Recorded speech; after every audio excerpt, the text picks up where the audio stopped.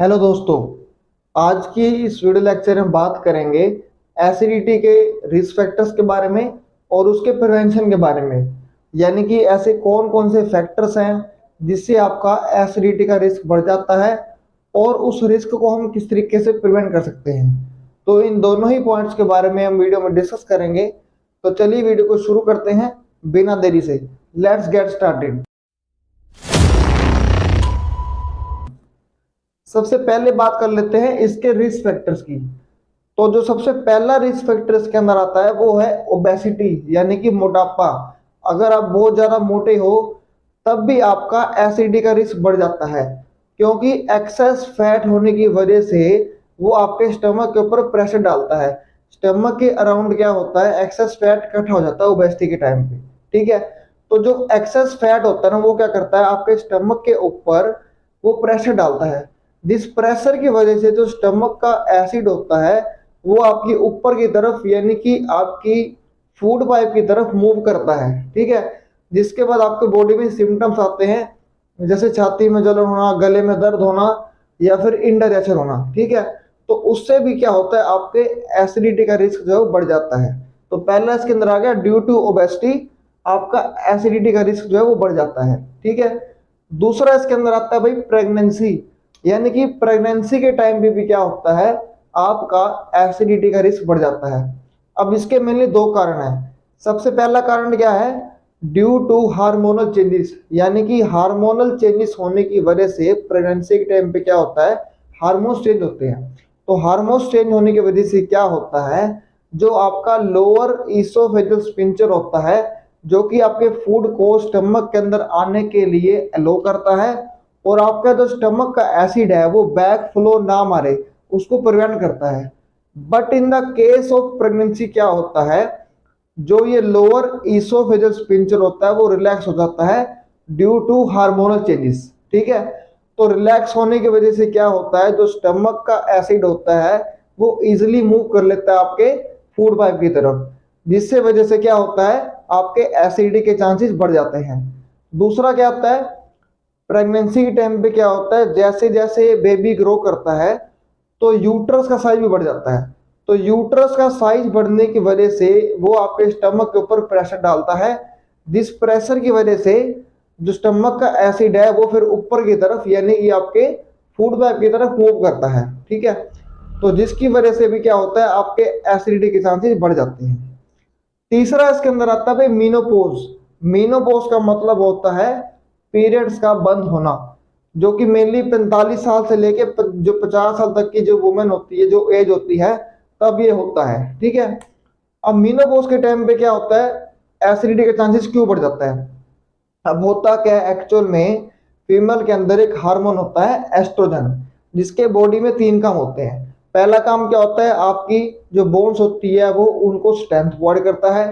दूसरा काम क्या होता है, जो आपकी मेंस्ट्रुएशन साइकिल होती है उसको मेंटेन करता है। और तीसरा, जो बाइकार्बोनेट आयंस होते हैं बॉडी के अंदर, उसको भी रेगुलेट करने में हेल्प करता है। But in the case of menopause क्या हो रहा है, जो एस्ट्रोजन का लेवल है वो कम हो जाता है। तो उस कम होने की वजह से वो बाइकार्बोनेट के लेवल को मेंटेन नहीं कर पाता। बाइकार्बोनेट एक तरह का बेस होता है जो कि आपके एसिड बेस बैलेंस को मेंटेन करने में हेल्प करता है। लेकिन मेनोपॉज के टाइम पे एस्ट्रोजन का लेवल कम हो गया है, तो उस कम होने की वजह से वो बाइकार्बोनेट के लेवल को मेंटेन नहीं कर पाता या फिर उसको रेगुलेट नहीं कर पाता। ठीक है, तो जिसकी वजह से बॉडी का एनवायरनमेंट क्या होता है, एसिडिक हो जाता है। तो एसिडिक एनवायरनमेंट होने की वजह से भी आपका एसिडिटी का रिस्क जो है वो बढ़ जाता है। ठीक है, नेक्स्ट इसके अंदर आता है भाई ईटिंग हाई फैट फूड्स या फिर फ्राइड फूड्स या फिर ऑयली फूड्स। यानी कि जितने भी हाई फैट वाले फूड्स होते हैं या फिर ऑयली फूड्स होते हैं, उससे भी आपका एसिडिटी का रिस्क बढ़ जाता है। क्योंकि जितने भी हाई फैट फूड्स होते हैं या फिर जो फ्राइड फूड्स होते हैं, उनका जो जो डाइजेशन का टाइम होता है वो ज़्यादा होता है, उसको डाइजेस्ट होने में ज़्यादा टाइम लगता है। तो जितना ज़्यादा उस फूड को डाइजेस्ट होने में टाइम लगेगा, उतना ज़्यादा वो स्टमक के अंदर स्टे करेंगे और उतना ही ज़्यादा स्टमक को एसिड प्रोड्यूस करना पड़ेगा। तो स्टमक को जितना ज़्यादा एसिड प्रोड्यूस करना पड़ेगा उसको डाइजेस्ट करने के लिए, तो उतने ही ज़्यादा जो चांसेस है, जो रिस्क होते हैं एसिडिटी के, बढ़ जाते हैं। तो ईटिंग हाई फैट फूड्स या फिर जो डीप फ्राई फूड्स होते हैं या फिर ऑयली फूड्स होते हैं, तो उससे भी एसिडिटी का रिस्क बढ़ जाता है। नेक्स्ट इसके अंदर आता है भाई मेडिकेशंस, यानी कि कुछ ऐसी दवाइयाँ होती हैं जिनके साइड इफेक्ट की वजह से भी आपका एसिडिटी का रिस्क बढ़ जाता है। जैसे पेन किलर मेडिकेशन होती है, मान लो पैरासीटामोल है, एस्पिरिन है या फिर आइबुप्रोफिन है, जो पेन किलर मेडिकेशन होते हैं मेनली, उनके साइड इफेक्ट की वजह से भी क्या होता है, एसिडिटी का रिस्क बढ़ जाता है। नेक्स्ट इसके अंदर आता है भाई ड्रिंक टी इन एक्सेस, यानी कि अगर आप ज्यादा मात्रा में चाय पीते हो तो चाय पीने की वजह से भी क्या होता है, आपका एसिडिटी का रिस्क बढ़ जाता है।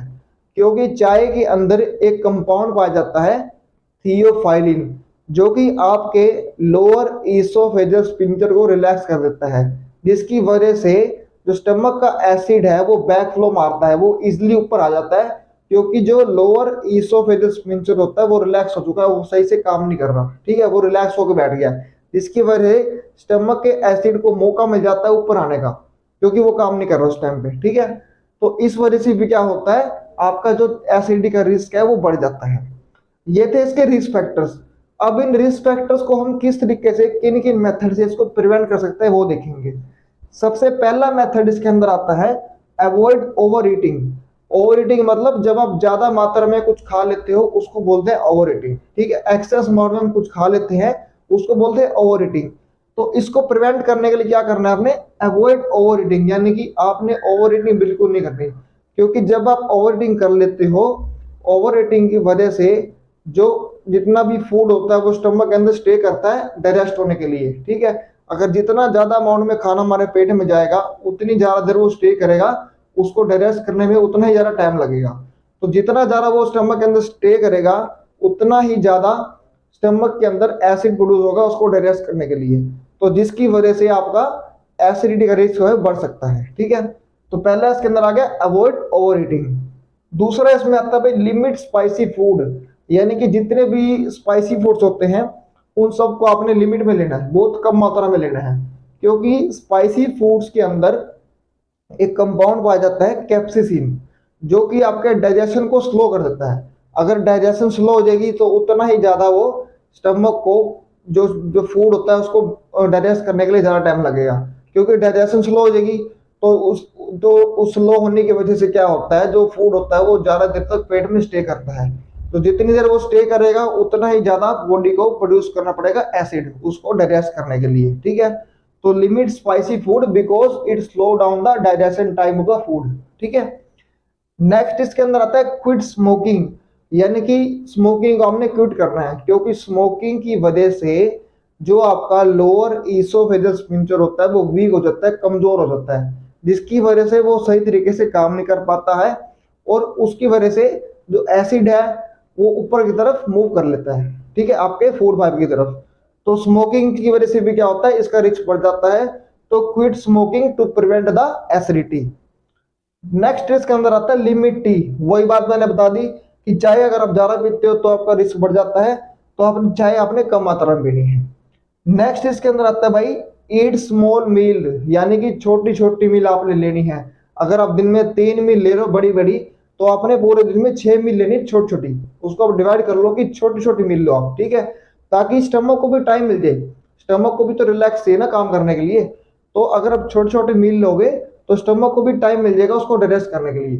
क्योंकि अगर आप ज्यादा बड़ी मील ले लेते हो ना, ओवर ईट कर लेते हो या बड़ी बड़ी मील ले लेते हो, तो उसकी वजह से स्टमक को ना टाइम नहीं मिलता उसको डाइजेस्ट करने का, जिसकी वजह से उसको जल्दी जल्दी फिर एसिड प्रोड्यूस करना पड़ता है उसको डाइजेस्ट करने के लिए, ठीक है। तो 8 स्मॉल स्मॉल मील, यानी कि छोटी छोटी मील आप लें, ठीक है। नेक्स्ट इसके अंदर आता है भाई वेट लॉस, यानी कि वही मैंने बता दिया कि ओबेसिटी के कारण आपका एसिडिटी का रिस्क बढ़ जाता है, ठीक है। तो अगर आप वेट लॉस कर लोगे, अगर आपकी बॉडी में फैट नहीं होगा, आप मोटे नहीं होगे, ठीक है, तो आपके जो चांसेस होते हैं वो कम हो जाते हैं किसके, एसिडिटी के, ठीक है। तो ये थे इसके कुछ रिस्क फैक्टर और ये थे इसके कुछ प्रिवेंशन। तो आज की वीडियो में इतना ही बात करेंगे और आप कमेंट में बताएं आपको वीडियो कैसा लगा।